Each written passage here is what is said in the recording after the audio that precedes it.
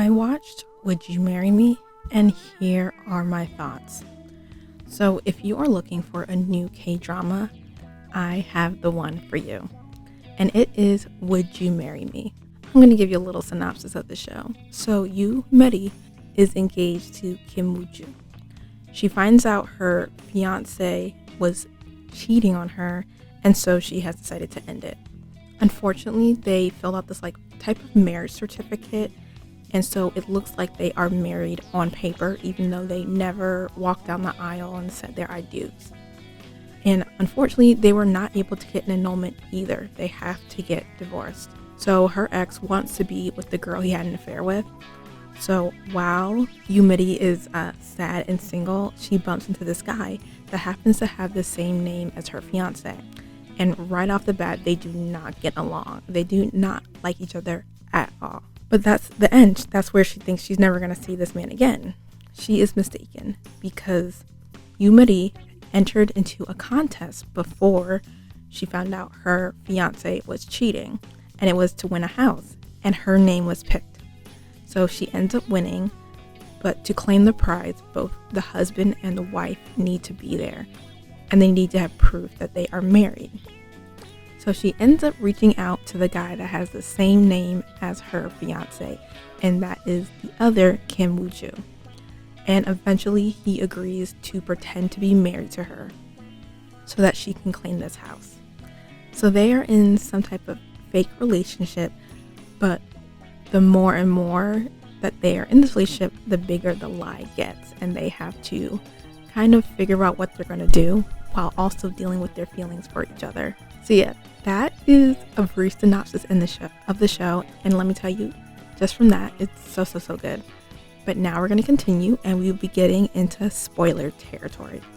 So if you have never watched the show, go watch it and then come back and let me know your thoughts.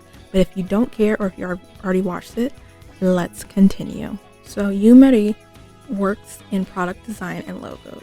Recently single, and she also was a part of a housing scam with her current apartment. So now she is homeless. So she's kind of at her lowest. She's lost her man, a guy she thought she would marry. She ends up losing her apartment because it was part of some type of scam, and she decides to kind of drown her sorrows. And this is the night she meets the new Kim Woo-joo. And so she ends up running into the middle of the street, kind of drunk, and he's driving, and he ends up kind of hitting her with his car, not aggressively, but she kind of runs out in the middle of the street, and he bumps her because he is driving really slow. She ends up being really fine, but because of her drunken state, she sits on a cactus and ends up having to go to the hospital.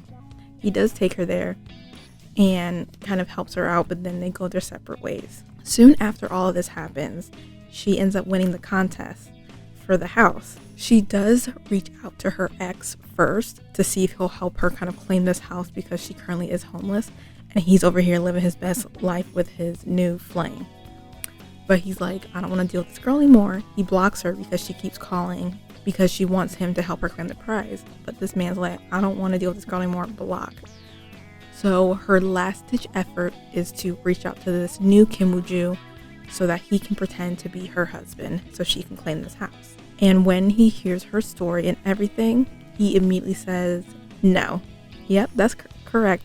He does not want to help this woman. He's like, I don't want to lie and cheat and steal. That's not right. It's not the good thing. We're not doing this. A little background about the other Kim Woo-joo, the new one. So his grandmother has started this company, and now they're very, very wealthy, and they sell different foods and products, and he is next kind of in line to take over the company from his grandmother. So before that happens, he's kind of working at the company, and he is in the product development part. I believe he's the head of that department, and the company has this design, and they didn't originally purchase the trademark of the design. And so they need to buy that from another company that currently has it. And if they do not succeed, it will cost them tons and tons of money because they already made these products with this design on it without securing this trademark. So to save them all that money, they try to reach out to the person who currently has it and try to buy it from him. So it turns out the company that owns the art is Yuseri's company. and her little product design business. And so he's meeting with her because she is like the owner of the company and needs to get this design. So she kind of blackmails him and said, I know you need the design. I know it'll cost you so much money if you don't get it. So I'll give you the design if you pretend to be my husband so I can claim this prize. So eventually he's like, fine, I will do it. You give me this design and I will pretend to be your husband. So they end up going to claim the prize, have to fill out some paperwork, and they are able to get away with it. And they think that's the end of it. Unfortunately not. Turns out that one of the higher ups in the company also has a house in this area, the very prestigious area, right across the street from there. So if they are not together in this house, he's going to know something's up. So they have to keep up the appearance of their happily married couple for at least 3 months. After 3 months, they are able to sell the house and get the money from it. So this whole situation of them pretending and trying to avoid this guy is so funny. I was literally smiling and giggling throughout this entire show. I think they did a great job of the mixture of romance and comedy. And this was just such a cute show. They were definitely a little bit enemies, but they soon turned into lovers and friends, and it was so great to watch. I was living for every single minute. Okay, just some more about their background in the show. So our current Kim Woo-joo, he was in an accident when he was younger. So he got in a car accident with his parents, and his parents ended up dying, but he was the only one who survived, and he ends up blaming himself just because of what happened right before the accident. But when the accident happened, a man and his daughter found the car and took the kid to the police station, and that young girl turned out to be Yoo Meri. Unfortunately, her father, who found them, he is no longer with her, so he passed shortly after as well. But when Kim Woo-joo found out that she was a little girl that helped him and like was there for him when he got in this accident, you can see the shift in his attitude and demeanor towards her. At first, it's kind of like he wants to repay her back, but it seems like they both had little crushes on each other when they first met when they were little, and he's like really happy he found her again and starts to get a little crush in her again. I do have to say, one of my favorite parts of this show was when he confessed his feelings for her at the hospital. It was just so cute. And he just came out and said it. And she was so taken aback and shocked. And then he was like, fine, I take it back. And she's like, no, you can't take it back once you said you liked me. And he's like, well, do you like me? It was just really cute and funny because he just came out and said it. He's like, this is how I feel. I want you to know how I feel. When a lot of times you see shows like this and there's kind of like a miscommunication trope and people don't say what they mean. So it was very refreshing, but also so funny and silly how they kind of played out the part of him confessing his feelings for her. I also liked when they officially started dating, but then they were sneaking around the office like they were little lovesick teenagers. It was so cute. And I really just like how they treat each other and how Kim Woo-joo just kept reassuring Yoo Meri about their relationship, because there is like a difference in their economic backgrounds. So she was kind of worried about that and like, is he good enough for her? And probably from her past relationship where her ex-fiance ended up cheating on her, like, is she good enough for this man? So he just kept throughout the whole show was like, you are good enough for me, like we're meant for each other, I want to be with you, things like that, just saying that constantly to her and making her know that he really does care about her. And I just loved that, and I love that he just kept doing that throughout the entire show. I also liked our kind of second couple in this show. So I'm gonna butcher these names like I have been doing, but it was Yoon Jin Hyung and Bak Song Hyung. I think that's how you pronounce it, but I'm probably definitely wrong. But they were the best friend of Kim Woo-joo and then the CEO of the company where they won the house. So those were the two people that kind of was like our second couple. But I really enjoyed seeing them on screen, and I really liked their relationship. I liked how they were just friends, and there wasn't really too much romantic about it at first. It was really just they were there for each other, they were friends for each other, and were kind of just there for someone to talk to and be there for. And I really liked that. They were always there when the other person just needed them. And even though the progress in their relationship was not humongous, it was little baby steps, I loved seeing it. One thing I wish we could have seen with them is more romance, actually. Like, even by the end, I wish we just saw more of them when they reconnected. Like, you could tell there was more to their friendship, but I just wish they progressed a little bit more. Like, we could have saw them maybe hold hands, or like they're actually in a relationship, like allude to that. I just wish we would have seen more of that. I liked seeing them on screen. I was excited for them. I was like, oh, I really want them to be together. So when it was more friendship, it didn't progress too much, in my opinion. I just wanted a little bit more from them because I enjoyed seeing them so much. Okay, those are all things I loved, but let's get into some things I didn't like, and I'm talking about the characters.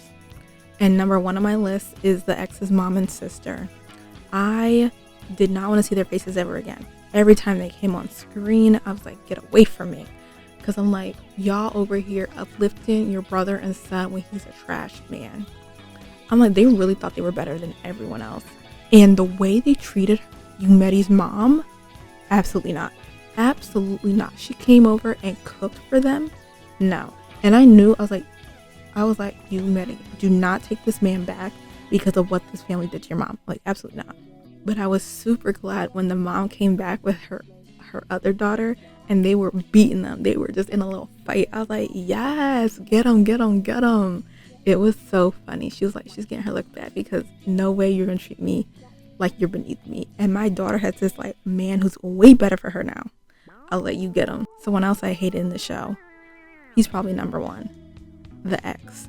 Oh goodness, this musty, dusty, crusty man. He got on my nerves so much. And every time I saw, like when he tried to come back to her, I was like, stay away. Ew, she doesn't need you. She doesn't want you. And what was like kind of like karma is that he ended up getting cheated on by the girl he cheated on Yoonmeri with. And he came back acting like he chose Meri. I was like, no, you didn't choose her. You're just coming back because the other girl's like, I choose the other man. And so he's like, well, I had a fiance, so let me go back to her. No. And then he ended up getting a little violent when he learned the truth about the house. I was like, no, we're not doing that. You lost these privileges, sir. No. And she ended up moving, like he wanted to get back in her life, and she moved on, and he's offended. I was like, I was so done with this man, and he really got everything he deserved. Even at the end when he tried to expose them and they shut it down so quick, I was like, yes, don't give this man any more airtime. Get him off my screen. And someone else I didn't like, the uncle. That man was diabolical. And at first I was like, I think he's secretly the evil man. But I wasn't sure because he was kind of nice. I was like, is he going to be mean? Is he going to be like the bad guy? And it turned out he was the bad guy. And he was doing so much. I was like, dude. Like, the amount of people he had killed was, first of all, crazy. And I felt bad for his wife, even though she wasn't the best person, but she was sad every time he left, and he had like a second family, and I just couldn't. He had a master plan, and he was trying to fulfill that plan. Like, I'm not gonna lie, he was a smart man. From the very beginning, he had a plan, and he was following that plan to the T. And even when he like thought he won, and he was like, at that point, I thought it's over for them. Like, they're not going to get him this way because he had like the flash drive, and then he was smiling and ended up confessing everything and thought he was fine. And then his nephew's like, actually, nah, you're going to get arrested for real. But yeah, the uncle was crazy. But yeah, the uncle, so like he was just evil. But I just really enjoyed Would You Marry Me? It was such a good K-drama. Definitely something that I needed the time that I watched it. And it was like the perfect rom-com, and I feel like when I was watching it, I needed that and hadn't seen something like that in a very long time. So I'm so happy I watched it. I'm so happy I had such a good time. After watching this, I would give it 4.5 stars. It was just so good, guys. I would rewatch this show again. I was just having the greatest time. I thought it was so good. I thought it gave me all the feels. It made me giggling, screaming. Made me love our main character. And I love their relationship so much. If you are interested in seeing this show, if you haven't already, you can catch Would You Marry Me on Hulu, and all the episodes are out. When it was coming out, it was weekly episodes, and that was a struggle, y'all, because I needed to know what was going to happen. But yeah, you can catch the entire show on Hulu. So good. If you like this show, I would actually recommend watching Crazy Love. That was another show that was on Hulu that's a K-drama. So good. That one is about a boss who kind of is a mean boss, and his secretary has done everything for him, and she kind of at her wit's end.